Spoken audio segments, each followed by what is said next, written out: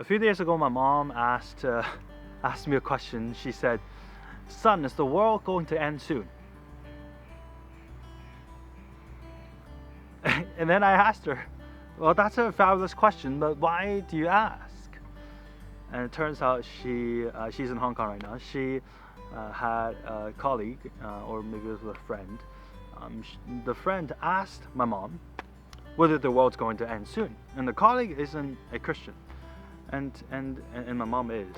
And the colleague said, "Didn't your Bible say something like if there's like a great plague and then like a bunch of people die and then like, you know, the half of the world's on fire and the world's like fighting each other, doesn't that mean that's the end of the world?" And then my mom, I don't think she answered her friend, but she came to ask me. And then and then she told me that, and then I told her, "Well, Mom, that's a great question, and I have an answer for you. You should go to mykec.ca and go search for the Revelation Sermon Series. It's available in both English and Chinese." So I actually sent her the sermon series, and I told her to study it up and study the book. But okay, that's not the main point. You know, that conversation, my mom reminded me that there's probably a lot of people in this world right now asking these questions about faith, about life, the end of life, about the world, what's going to happen to them, what's going to happen to themselves, and they're looking for everywhere, and the politics can't give them an answer, government can't give them an answer, schools certainly can't give them an answer, media doesn't give them an answer, and they're just asking everywhere, begging for this answer. And right now, perhaps this is the best time for us as Christ followers to let them know of this answer that we have. You know, we don't have the answer to when the end of the world is going to happen, but we certainly know how it's going to end. We don't know what's going to happen, you know, the details of it, but we know what's going to happen afterwards. And we certainly know that it's a good news.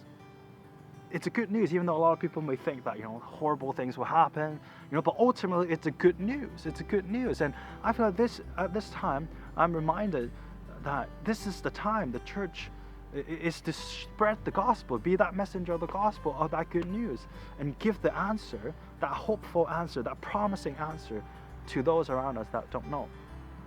And for me, one of the even the more bigger of a reminder is that I can't just, you know, be too comfortable with my Christian circle. You know, I have a bunch of community friends, Christian community friends, and if I just stick to them, then I can't bring the gospel out. So that reminder for me is I got to be present in my friend groups that don't know yet that answer, don't already know who Jesus is.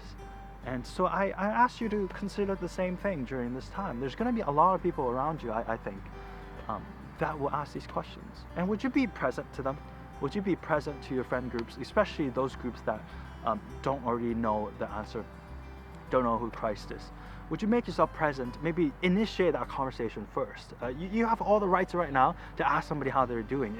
It's not going to be awkward.